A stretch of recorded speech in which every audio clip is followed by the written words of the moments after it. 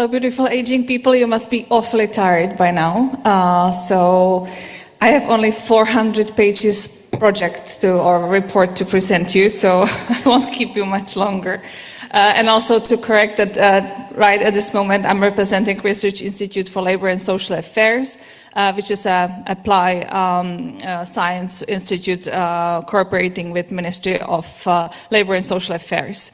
So the work I will be presenting is a collaborative work of the team that was carrying on a survey called Life of in Later Life or Life of Seniors, Later Life Survey, and we were looking at different types of topics that interest us, and we're trying to somehow record attitudes, perceptions, values of people. And what it's interesting is that we asked the same questions in 2002. And we went to different population in 2022 and asked the same questions. So in this case, we kind of can compare what people who were 60 and older in 2002 were thinking about these topics, and we went to people who were 60 in 2022 and older, and we asked them the same questions. And from the comparison of these results, we can kind of say, this will be the main message of my talk, that there is very little change. This is just about the data that we are working with. As I was saying, we have about almost 300 indicators, and the samples are representative for the population 60 and older. What is interesting that we have quite a portion of people who are, somehow already have some health issues, so this is a very representative for the sample. And I want to talk a little bit about the methodological challenges that we got, because they, in many ways, also going back to some of the talks we had from this morning about different aspects about how we approach old age, how we define it, how do we talk about it, what language we use, because we as experts kind of see that these things changed. Of course, people who were 60, 20 years ago are we felt they must be different from those who are 60 today. We also call them differently, even in Czech language, we use different language. And I was also noticing that we use, even at this forum, a lot of the elderly word that was kind of forbid already in 1994, if I'm not mistaken, or suggested not to be used. So these things do change, and we were trying to face these challenges, like how to stay true to the methodologies, not to change much in the questionnaire to be able to compare the data, but again, how to stay relevant. And the biggest challenge that we were not so much aware at the beginning, how we will interpret the differences, if we will find any, in the data. What can we ascribe this to? Did the society change? Did people change? Did the environment change? Did the policies actually brought some change? How we are going to interpret that? And so the following slides will be about me showing you very trivial data, because again, this is 400 pages report, but I choose some very kind of easy examples to start more complex conversation over the walk we will have later on. So one of the interesting topics, obviously, is the labor market, and we already debate this. The new sample, I would say, there are a lower share of those who are just non-working pensioners, and we have 4 times the share of people who are still employed, or they are combining also some work with pension, which is perfectly available in Czech Republic. And we see the differences, growing heterogeneity in composition of the income, that nicely follows the previous presentation. Also, there we see decreasing shares of those who rely only on pensions. Of course, more income coming from work. And what is intriguing, doubling or even more doubling income from social benefits. This is both good message, because we are now more open to ask for social support from the state, but also probably there's a higher need for those to have the income. The support from the children in this case is reported the same. Another interesting example I have chosen is to ask those who are already retired, what were the reasons why they retired?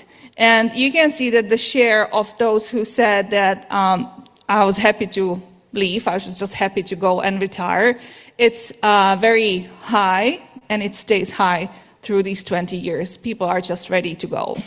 What little bit changed were the other reasons given. You can see that the doubts also kind of decreased. That's why I was using the previous argument that they're just ready to, happy to be retired. What has risen quite considerably are the health reasons to leave, which is something we can do something about, hopefully. Czech Republic has one of the highest discrepancies between life expectancy and life expectancy in health, which we know that's based on subjective evaluation of your own health. So this is something that could be done. Let's find a ways how to support the health in our older workers, so we don't have to leave because of the health reasons. And the family reasons stay the same. And these arguments are supported also by the statement that those who already retired, we see higher share of those who said this was a good decision. So this is really going in the opposite direction that the official policies are trying to propose, that we should stay longer and work more. And as was already mentioned today here, thankfully we see decrease in discrimination on basis of gender.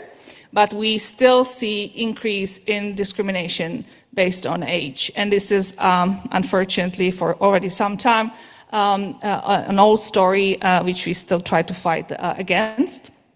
And there is also increase because obviously people would be more involved in the labor market. They would also, unfortunately, come across different types of stereotypes, especially related to the new technologies. Interestingly enough, also this is the part we don't see any change whatsoever, is who should be responsible for the care or support provided. Again, this was topic already today. There is just no change in that the family and the state should be both kind of sharing the responsibility for the provision. But if we ask more specifically, it is really very heavy burden and obligation expected from children, from the younger generations. These should be the people who are taking care of us. And we are kind of entitled still. 20 years haven't changed in this attitude in us, just nothing. Despite, and that's the lower part of the slide, that children are obviously much less available because they are living more abroad, they are more dispersed, and they are not so much available. But the only change we see here, and again this is something that goes in support of that the policies may have the power to change something. We see that people are now more aware that there are NGOs and charities that can help you and they can use these services. And just to, again, show a little teaser for the report, and topic that is very dear to my heart is that the support is going both ways. Older people are supporting their youngsters financially, and youngsters are supporting their older people. And we have this, again, very ageistic narratives in our society. Whenever we raise the pensions or we just add a little money to older people, they're so like, oh, they are greedy, they are taking all the money, but they are not probably stuffing that in the pillows, but they are sending them downwards their family structures. And I'm sorry, my notes are very small, so I'm turning my head away. This is about how we approach in our heads, or respondents being 60 and older, the preparation for their later lives. People are still not giving that too much thought, 20 years ago or today. About, a fourth of them never kind of did any preparation whatsoever for their later lives. And, but they are changing in the way how they themselves are kind of handling the situation. They are much less afraid. They are kind of they have more power, more authority. They can deal with the bad situations much easier. They don't see a problem to understand technical innovation. They don't see the problems to dealing with difficulties in dealing with authorities and so on and so forth. And the actually very good, I would say, final result would be that the best part of their life is now, and this statement is rising in these populations. And only, there's probably some part of society that will say this is just a boring part of life, but the other pole, the other side, saying that this is actually quite a good life stage is very, it's on a roll. So what I wanted to invite you to do is to look at the report once they will be fully available, and also to give ourselves this kind of thought, like we know that people are incoherent in what they will say and what they want, what they will tell us in the research, what they will kind of vote for through the elections. So how do we kind of tackle that?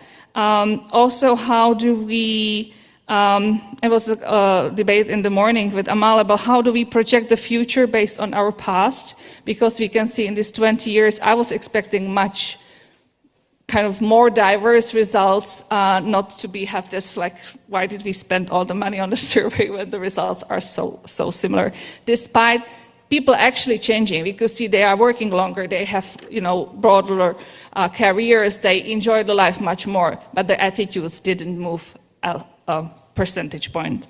So how do we encourage people to have more imagination about the future, how to be more open, what the future may bring? And also in terms of policy making, because what I still see around myself is that we have just one demographic projection that's kind of leading to all the thoughts about how do we set up the pension systems and everything. But there must be different scenarios that we can just try to imagine, that we can try to, in a systematic approach really, or scenario approach, just let's think about maybe a moment, what if the life expectancy goes down again? What if we get a much more better productivity at work? What if something changes and we will find a pill, anti-aging pill? Just have these different scenarios, just go through them, and then not be that surprised about the future has for us. So thank you.